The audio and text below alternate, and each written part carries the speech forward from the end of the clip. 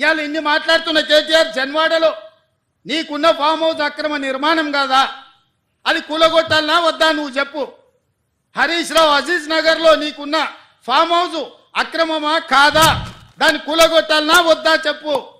సబితమ్మ నీ ముగ్గురు కొడుకుల పేర్ల మీద 3 ఫామ్ హౌసులు కట్టినావు కదా, నువ్వు సబితమ్మ లేక పేద అరుపులు అరవకమ్మా, నీకున్న ఫామ్ హౌసులు కూడా లెక్కలు ఉన్నాయి, కూలగొట్టాలనా లేదా సబితమ్మ నువ్వు సలహా చెప్పు. మీకు వెనకంగా ఉన్న కేవీపీ రామచంద్రరావులై కూలగొట్టాలనా వద్దా చెప్పు. ఇవాళ అక్రమంగా ఫామ్ హౌసులు నిర్మించుకొని మీ ఫామ్ హౌసుల మీద ఎక్కడైతే తొలగింపు ఏటు పడుతుందో మీ ఫామ్ హౌసులు కూలుతాయని చెప్పి ఇవాళ పేదలను రక్షణ కవచంగా పెట్టుకొని ఇవాళ మీరు నాటకాలు ఆడుతున్నారు. నల్ల చెరువులో ప్లాట్లు వేసి అక్రమంగా అమ్మినోడు మీ పార్టీోడు కాదా? మూసి నది ఒడ్డున ప్లాట్లు వేసి పేదలకు 10 లక్షలకు 100 గజాలు అమ్మింది మీ సన్నాసులు టీఆర్ఎస్ నాయకులు కాదా? ఇవాళ 100 గజాలు 10 లక్షలకు నల్ల చెరువులో సున్నం చెరువులో ఇవాళ మూసి నది ఒడ్డున మీరు ప్లాట్లు చేసి అమ్మి ఇవాళ ప్రభుత్వ భూమి అని తేలంగానే వాళ్ళు ఎక్కడ మిమ్మల్ని చొక్కా పట్టుకొని మా పైసలు మాకు వాపసు చేయమని అడుగుతారో అని చెప్పి ముందే పార్టీ కార్యకర్తల్ని ఉసిగొల్పి ఈరోజు ఈ ధర్నాలకు దీక్షలకు తిరుగుతున్నారు. ఇవాళ మూసీలో వచ్చిన వరదలు తెలంగాణ రాష్ట్రాన్ని హైదరాబాద్ నగరాన్ని ముంచేస్తలేవా? మరి వాటికి పరిష్కారం ఎట్లా నాకు తెలియదా? ఇవాళ కొంతమంది పేదలు ఇల్లు తీస్తే వాళ్ళకి దుఃఖం ఉంటుంది, వాళ్ళకి బాధ ఉంటుంది, వాళ్ళు కొంత ఆవేశంగా మాట్లాడతారని నాకు తెలియదా? రాజకీయంగా లాభమో నష్టమో ఉంటుందో నేను అంచనా వేయలేనా? 20 ఏళ్ళు ప్రజాక్షేత్రంలో ఉన్నోని, ప్రజలలో తిరిగినోని, పేద ప్రజల కష్టమేందో తెలియకుండానే తెలంగాణ రాష్ట్రానికి ముఖ్యమంత్రి అయినా, కానీ నగరాన్ని కాపాడుకునే బాధ్యత మన మీద లేదా? మీరు ఆలోచన చేయండి. ఇవాళ హైదరాబాద్ నగరానికి తాగునీరుని అందించిన ఉస్మాన్ సాగర్, హిమాయత్ సాగర్లో బల్చినోళ్ళు బల్చి కొట్టుకుంటున్నోళ్ళు ఫామ్ హౌసులు కట్టుకొని వాళ్ళ డ్రైనేజ్ తీసుకెళ్లి ఆ గండిపేటలో హిమాయత్ సాగర్, ఉస్మాన్ సాగర్లో కలిపితే వాళ్ళ డ్రైనేజ్ నీళ్లు హైదరాబాదు నగరం తాగాలనంట. ఈ నా కొడుకులు చెప్తున్న భాష గది. ఇవాళ ఆ ఫామ్ హౌస్ చుట్టూతో కట్టుకున్న ఇల్లు ఎవరివి? కేటీఆర్కు లేదా, హరీష్కు లేదా, కేవీపీ రామచంద్రరావుకు లేవా? చుట్టూతా మీరు కట్టుకున్న ఇండ్ల డ్రైనేజ్ హైదరాబాదు ప్రజలు తాగునీళ్ళ కలిపి మా ఇల్లు కూలగొట్టొద్దు కాబట్టి ముసుగు దొడకడానికి మూసి కావాల్సి వచ్చిందా మీకు? మూసీని అడ్డం పెట్టుకొని ఎంతకాలం బతుకుతారా మీరు? ఎంతకాలం తప్పించుకుంటారు? వారం రోజులు, 10 రోజులు, 15 రోజులు, నెల రోజులు అయినా వదల మీ భర్త మీరు అనుకుంటున్నాం ఒక్కనొక్కని చింతపండు చేస్తా. మూసి పేదలకు ఏం చేద్దామో చెప్పండి. ప్రతి పేదవాడికి మంచి కాలనీలు చేసి ఇల్లు కట్టిద్దాం చెప్పండి. ప్రభుత్వం దగ్గర భూములు లేవా? ప్రభుత్వం ఏమైనా గొడ్డుపోయిందా? జవహర్ నగర్లో 1000 ఎకరాలు ఉంది ప్రభుత్వాన్ని. మూసీలు ఉన్న పేదోళ్ళందరికీ తలా 150 గజాలు చేసి ఇచ్చి ఇందిరమ్మ ఇల్లు కట్టిద్దాం. రాండి సన్నాసులారా, ముందుకు రాండి, పేదోళ్ళు కట్టిద్దాం. ఎవరైతే నమ్మి మోసపోయి కట్టుకున్నారో వాళ్ళ ఇల్లు కట్టడానికి ఎంతైందో నష్టపరిహారం ఇద్దాం, ప్రభుత్వం ఖజానా నుంచి పంచుదాం. రాండి, అందరం కూర్చొని పంచుదాం ఒకటే వేదిక మీద. ఇవాళ ఈ ప్రాంతంలో ఎంపీ ఆయన మాట్లాడుతుండు. ఇక ఆయన గురించి నేను ఎక్కువ మాట్లాడదలుచుకోలే, కానీ ఆయనకు బాధ్యత లేదా? ఎంపీకి గెలిచినావు కదా, మోడీ దగ్గర నుంచి ఏం తెస్తావు తీసుకురా. గుజరాత్లో అహ్మదాబాద్లో సబర్మతి రివర్ ఫ్రంట్ నరేంద్ర మోడీ కట్టుకోవచ్చు అంట, కానీ నరేంద్ర మోడీకి ఊడిగం చేస్తాడంటేనే కానీ మూసీ రివర్ ఫ్రంట్ మాత్రం తెలంగాణలో కట్టొద్దంట. ఏం న్యాయమా ఇది? ఇక్కడ ఉన్న ప్రజలే కాదు, నువ్వు కూడా బతకనికి వచ్చినోనివే. నువ్వు బతకనికి వచ్చినావు, ఓట్లు వేయించుకున్నావు, ఎంపీ అయినావు, కానీ వాళ్ళు మాత్రం మూసీలు అదే మురికి కూపంలో ఉండాలనా? వాళ్ళందరినీ చక్కదిద్దాల్సిన బాధ్యత నీకు లేదా? రా, ఈటల రాజేందర్ ఇద్దరం కలిసి మోడీ దగ్గరికి పోదాం, పోయి 25,000 కోట్లు తీసుకొద్దా, మూసీలు ఉన్న పేదోళ్ళకి పంచి పెడదాం, ఇల్లు కట్టిద్దాం, డబుల్ బెడ్రూమ్ ఇల్లు కాదు మంచి కాలనీలు కట్టిద్దాం వాళ్ళకు. 40 లక్షల కోట్ల బడ్జెట్ ఉంది కదా మోడీ దగ్గర. హైదరాబాద్ నగరానికి 25,000 కోట్లు ఇవ్వలేడా?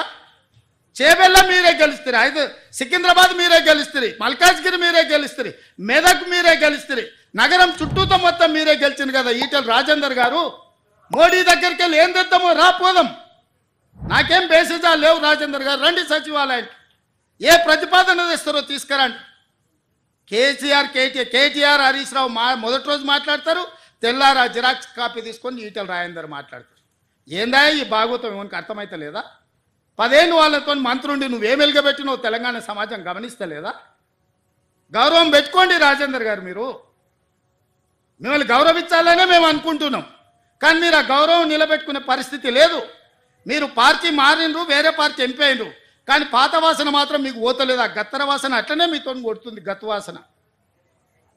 నేను ఇవాళ సూటిగా వారికి సూచన చేస్తున్న ఈటల రాజేందర్ గారికి, మూసీ పరివాహక ప్రాంతంలో ఉన్న పేదలకు ఇళ్ల పట్టాలతో పాటు ప్రధానమంత్రి ఆవాస్ యోజనలో ఇల్లు కట్టిద్దాం. మీరు రాండి, నరేంద్ర మోడీ దగ్గరికి వెళ్దాం, నేను వస్తా, నా మంత్రివర్గాన్ని మొత్తం తీసుకొని వస్తా. మాకేం బేసిజాలు లేవు నరేంద్ర మోడీ గారిని కలవడానికి. వారు ఈ దేశానికి ప్రధానమంత్రి. మనం లక్షల కోట్ల రూపాయల కేంద్రానికి పన్నులు కట్టినాం. 25,000 కోట్లు ఆయన దగ్గర తీసుకొద్దాం, మీరు రండి. అదేవిధంగా హరీష్ కేటీఆర్ కూడా నేను చెప్తున్నా, మీరు ప్రతిపక్షం అంటారు కదా, రండి సచివాలయం 4 రోజులు కానీ లేవకుండా కూర్చుందాం, చర్చ చేద్దాం. చెరువులు ఆక్రమించుకున్నోడు ఎవడు? చెరువులు ఆక్రమించుకున్నోళ్ళు ఎవరు?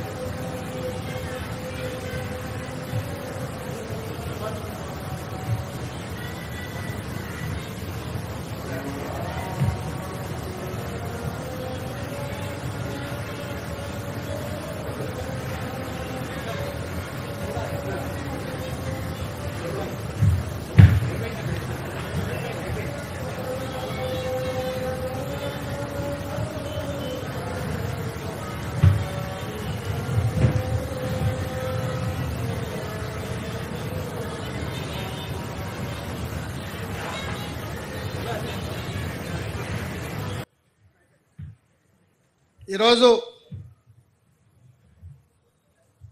నేను సూటిగా బీఆర్ఎస్ బీజేపీ నాయకులకు ప్రజాప్రతినిధులకు సూచన చేస్తున్నా, మీరు రండి, హైదరాబాద్ మహానగరంలో ఉన్న చెరువుల లెక్క తీద్దాం.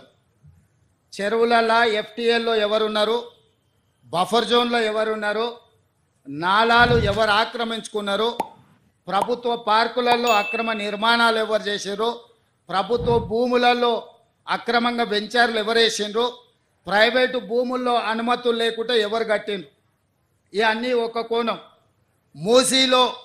మూసీ అనేది నగరానికి జీవనాధారం.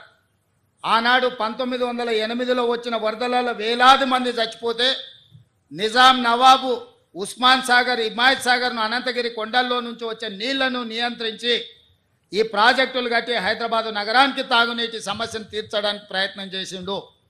ఇవాళ 100 సంవత్సరాలు మనకు తాగునీటి దాహార్తిని తీర్చిన ప్రాజెక్టులను ఇవాళ ముంచేయాలని మీ ఫామ్ హౌజులు కట్టి మీరు ఆక్రమించుకున్నారు.